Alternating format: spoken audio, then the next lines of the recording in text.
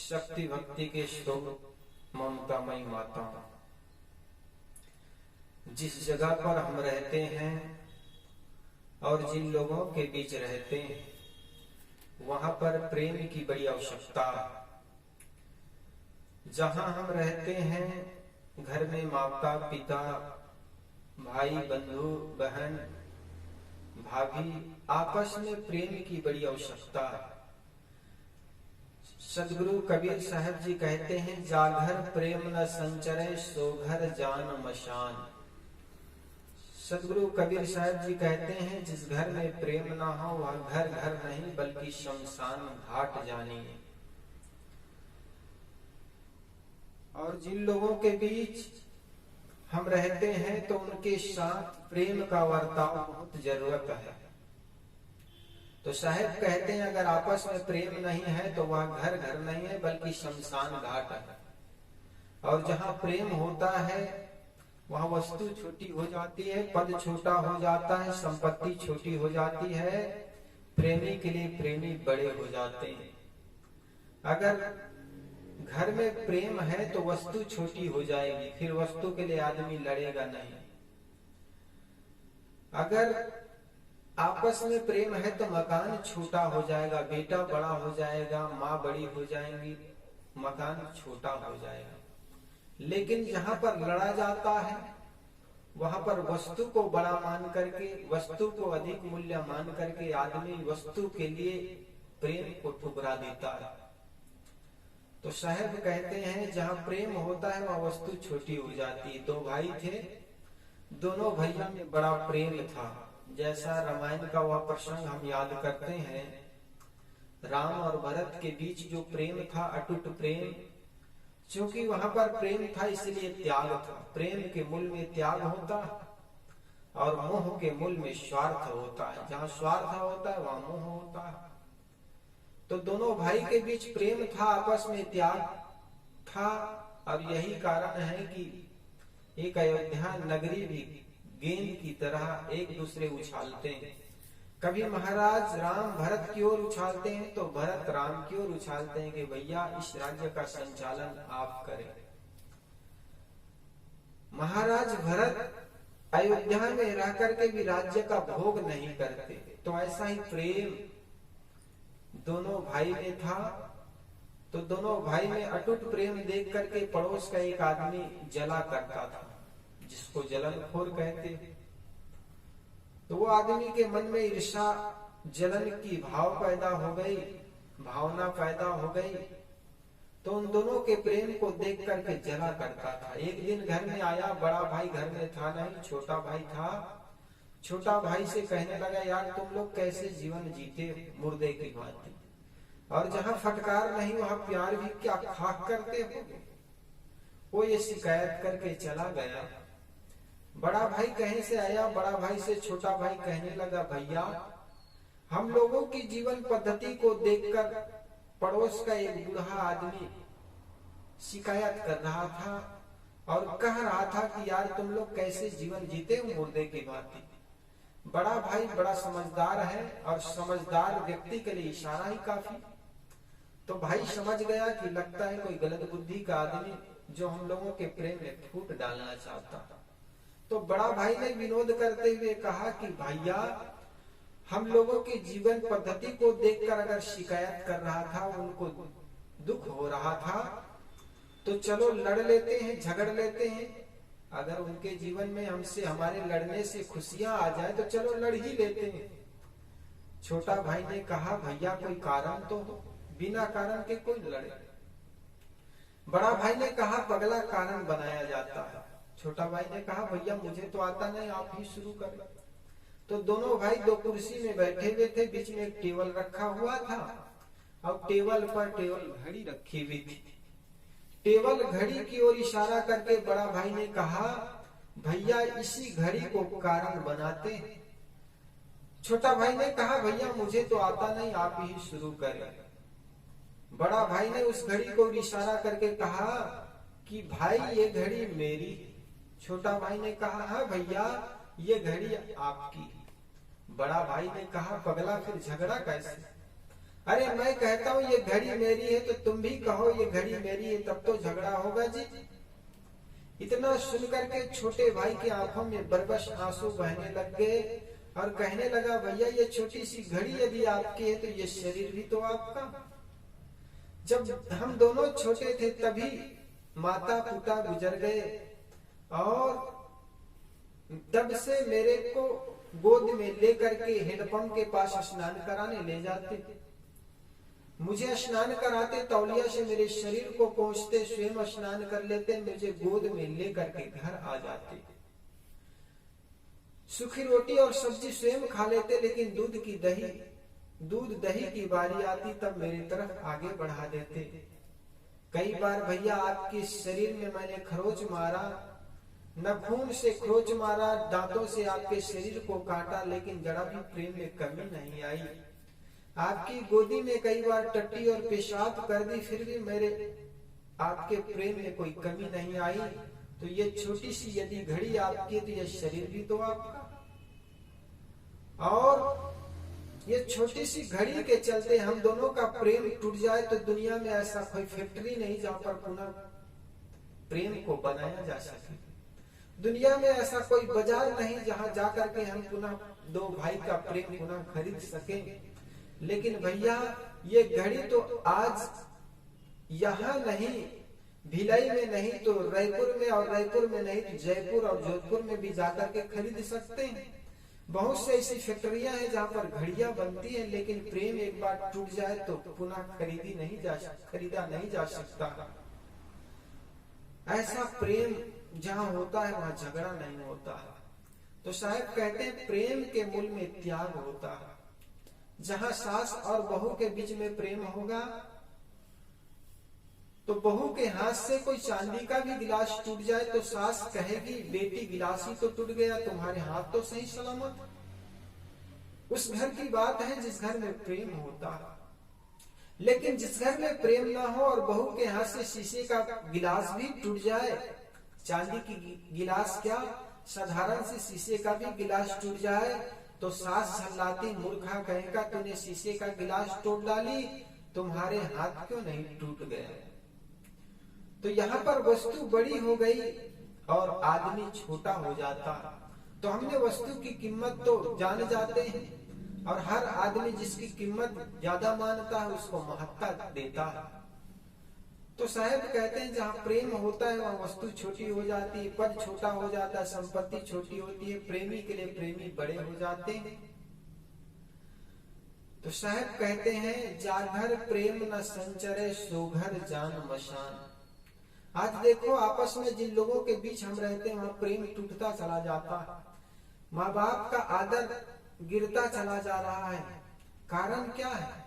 हर माँ बाप अपने बच्चों को पढ़ा लिखा कर पढ़ाई का महत्ता तो समझता है और यही कारण है कि बच्चे को अच्छे अच्छे इंग्लिश स्कूल में और बाहर हॉस्टल में भर्ती करा करके हर माँ बाप अपने बच्चे को शिक्षा के महत्ता को समझा है तो वहां पर भर्ती करा करके उनको शिक्षा दे रहे हैं। लेकिन दूसरी ओर दीक्षा के महत्ता को नेगलेक्ट करते चले जा रहे हैं।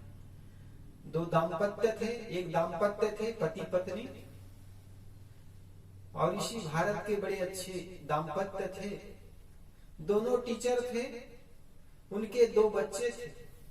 वे सोचे थे अभी तो बच्चे को खूब पढ़ा ले लिखा ले, और बच्चे को पढ़ाने लिखाने में पूरी संपत्ति लगा दी उन्होंने। दिन भर वे पढ़ाने जाते, स्कूल की वेतन जो मिलता उसके बावजूद शाम को जो ट्यूशन का वेतन मिलता या पेमेंट मिलता वो सारे पेमेंट बच्चों की पढ़ाई में लगा दी।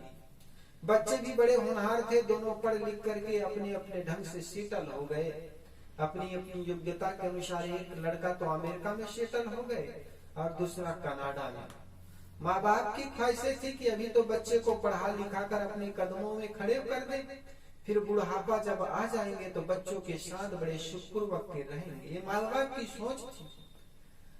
चूंकि शिक्षा के और पैसे के महत्ता को वे जानते थे, लेकिन दूसरी ओर दीक्षा और संस्कार के महत्ता को वे समझ नहीं पाए।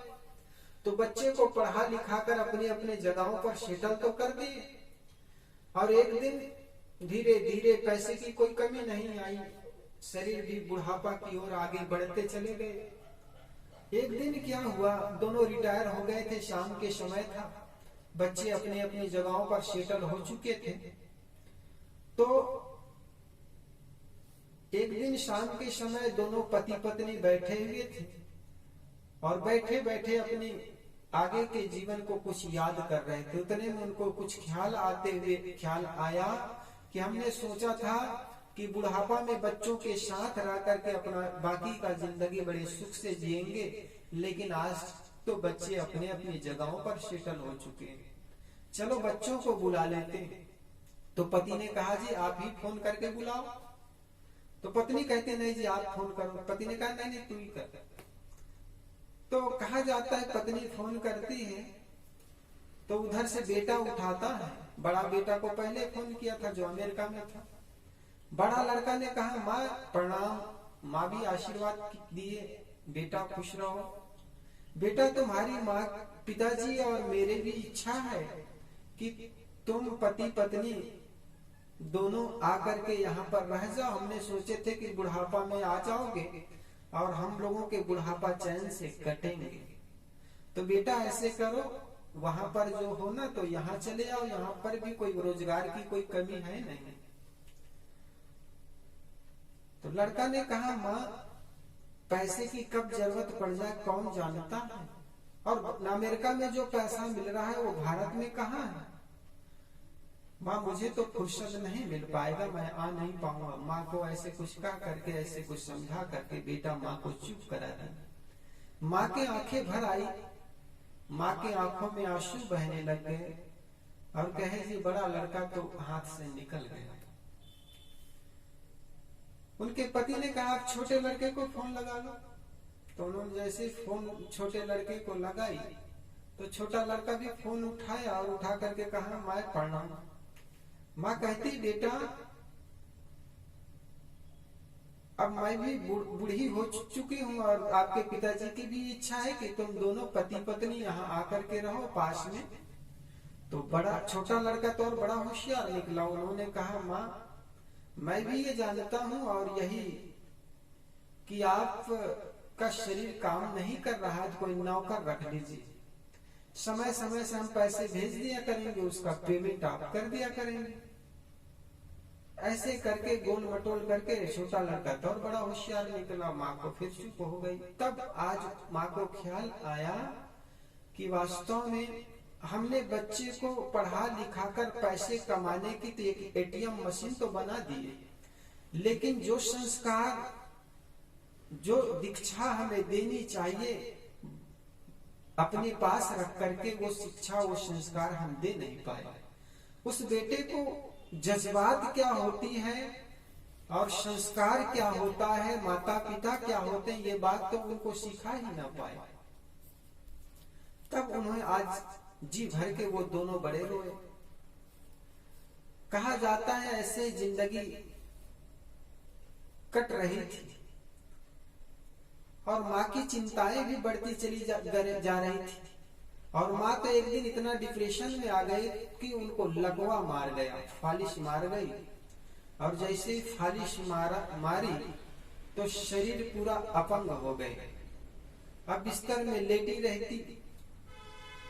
उनके पिता ने लड़कों को फोन किया, लड़कों ने तो यूं कह दिया कि पिताजी हमारे पास टाइम नहीं। अब पति अपनी पत्नी की सेवा करते दिन भर, क्योंकि उनका शरीर भी कुछ करता नहीं बनता तो अपने नित्य कर्म भी बिस्तर में ही कर लेती और पति उनको रोज साफ करते। अब बेचारी देख देख करके बड़ी शर्म के मारे वो मरी सी जा रही है, क्योंकि वो सोची थी कि बुढ़ापा में बहू आ जाएंगी वही हमारी सेवा करेंगी, लेकिन आज पतिदेव को करना पड़ा है। तो बड़े बेचारी एकदम शर्म के मारी मरी जा रही है। लेकिन ये सब देख करके भी क्या करे, आदमी अपने हाथों से तो मरा नहीं जाता। तो ये सब देख करके बेचारी अंदर से बड़ी टूट जाती। अब फालिश मार गए, कभी लड़के का फोन आते पिता उनके कानों पर फोन टिका देते और उधर से प्रणाम जैसे लड़का करते, तो बेचारी आशीर्वाद भी नहीं दे पाती, क्योंकि जुबान पर भी लकवा मार गया है। तो एक दिन क्या हुआ, जैसे ही पत्नी को लेटा करके पति अपने बिस्तर के पास सोने गए, तो चूंकि उनका बिस्तर थोड़े दूर पर था जहां पर फोन रखा जाता था, क्योंकि लड़का का फोन कब आना जाए तो दौड़ना ना पड़े करके फोन के पास सोया करता था। तो एक दिन क्या हुआ, एकाएक उनको अटैक आया, इतना साइलेंट अटैक आया रात में 1-2 बजे कि वो कह भी नहीं पाए कि मरा जा रहा हूं, और बेचारा एकाएक वो मर गया। अब इधर जो पति 5-4 बजे जग करके पत्नी के बिस्तर के पास आकर के पत्नी को स्वयं वे जगाते, लेकिन आज 7 बज गए फिर भी पति आए नहीं, अभी तक पति खड़े नहीं हुए। तो कुछ अनहोनी घटना उनके मन में डर सा गया, भय सा हो गया। वो अपने को रोक नहीं पाए, बिस्तर से उछाली, क्योंकि वो उतर भी नहीं पाती थी। बिस्तर से उतर करके उछाल करके गिरी और घसीटते घसीटते उनके बिस्तर के पास गई। तो दांत से, चूंकि वे हाथ तो उनके काम नहीं करते थे, दांत से जो चादर ओढ़े हुए थे उस चादर को दांत से खींचती, तो देखती है पतिदेव तो स्वर्गवासी हो चुके। अब करे तो करे क्या, एक तो मर गए, स्वर्गवासी हो चुके पति, और स्वयं फालिश का मारा दरवाजा भी खोल नहीं सकते, किसी को चिल्ला नहीं सकते, जुबान फालिश मार गई। अब फोन भी रखा हुआ है तो ऊपर रखा हुआ है, अब फोन को खींचे कैसे, तो तार के माध्यम से फोन को खींचती। तो पहले जमाने में वो डिब्बा वाला फोन था, रिडायल का फोन, रिडायल जो नंबर था वो दब गया, तो वो रिडायल जो नंबर था वो पड़ोसी का नंबर था। तो 8-9 बज गए, लेकिन पड़ोसी उस डिब्बा में भी नंबर नहीं आता था। तो पड़ोसी भी समझ नहीं पाए, उधर से हेलो हेलो तो कहे, लेकिन इधर की जवान हम लकवा मार कुछ कहते नहीं। तो पड़ोसी आखिर किसका फोन है ये समझ नहीं पाए, लेकिन अब करीब करीब 1-2 बज गए फिर भी दरवाजा नहीं खोले। तो एक तो पहले से फालिश मार गए थे और पतिदेव ही दरवाजा खोलते, घर में झाड़ू वाड़ू लगाते तो पता चल जाता दरवाजा खुल चुका है। लेकिन आज पतिदेव ही स्वर्गवासी हो चुके हैं, अब दरवाजा कौन खोले, एक को फालिश मारा हुआ। तो 1-1:30 बजे जब दरवाजा नहीं खुला तो पड़ोस के लोगों को संदेह हुआ, आखिर दरवाजा क्यों नहीं खुला है अभी तक। तो जाकर के चिल्लाए, अब दरवाजा कौन खोले। जब कोई आवाज नहीं आई, दरवाजा को तोड़ा गया। तोड़ने से पता चला कि अंदर दोनों मृत्यु को प्राप्त हो गए, मृत्यु को प्राप्त हो गए। पत्नी भी बेचारी इतना देर तक अपने दम तोड़ चुकी थी, तो पति तो बेड में ही हार्ट अटैक से मारे गए थे और पत्नी भी तब तक दम तोड़ती थी। अब क्या था, पड़ोस का जो व्यक्ति था बड़ा समझदार था, उन्होंने उनके लड़के को फोन लगाया कि बेटा मैं तुम्हारा पड़ोसी चाचा बोल रहा हूं। उधर से कहा, अच्छा चाचा प्रणाम, कहो सब ठीक ठाक तो है ना। तो पड़ोसी ने सोचा, अरे तुझ जैसे आदमी का प्रणाम लेना भी पाप लगता।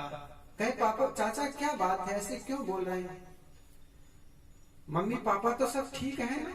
पड़ोसी ने कहा, अरे तुम मम्मी की बात करते, तुम पापा की बात करते, तुम्हारे मम्मी और पापा को तो तुम कब के मार चुके हो और आज तो मरने की प्रक्रिया समाप्त हुई। तुम जब मेरे पास समय नहीं है भारत आने के लिए कहा था ना, उसी दिन से तुम्हारे मम्मी और तुम्हारे पापा की मरने की जो प्रक्रिया वो शुरू हो चुकी थी और आज तो वो मरना समाप्त हो गया। अगर आना चाहते हो कि हम लोग यहीं से जला दें, तो कहे चाचा मैं आ रहा हूं। तो कहा जाता है वे आए। तो कहने का मतलब आदमी अर्थ के मामला में इतना अंधा हो जाता है, सेवा को भी कुछ समझ नहीं पाता।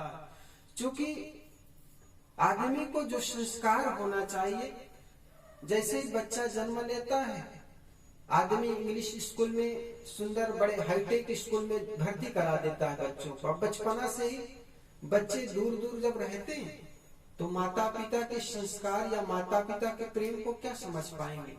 अगर वही लड़का 20-22-25 वर्ष के बाद पढ़ करके निकले और माता पिता के पास आए तो माता पिता को क्या समझ पाएंगे।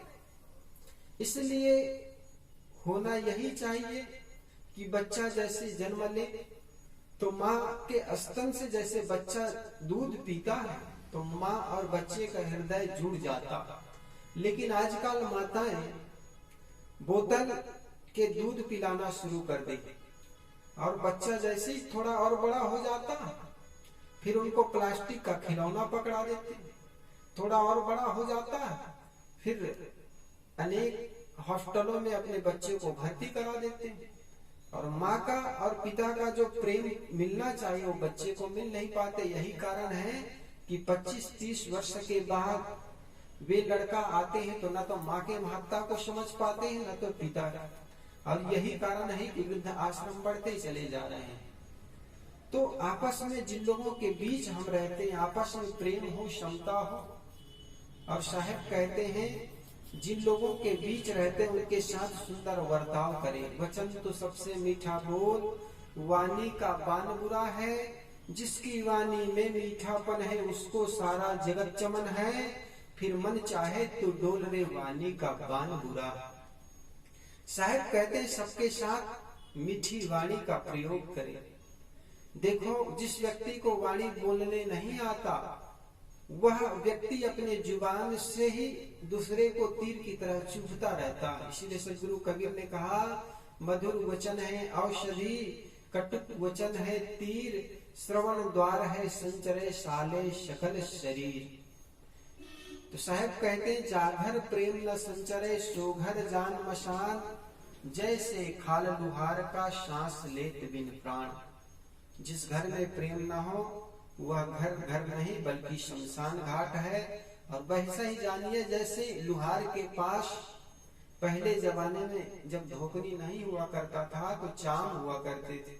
वो चाम श्वास लेता और छोड़ता था, उसमें जान नहीं होती थी। ठीक इसी प्रकार घर में लोग तो रहते हैं लेकिन आपस में प्रेम नहीं है तो समझना शमशान घाट है।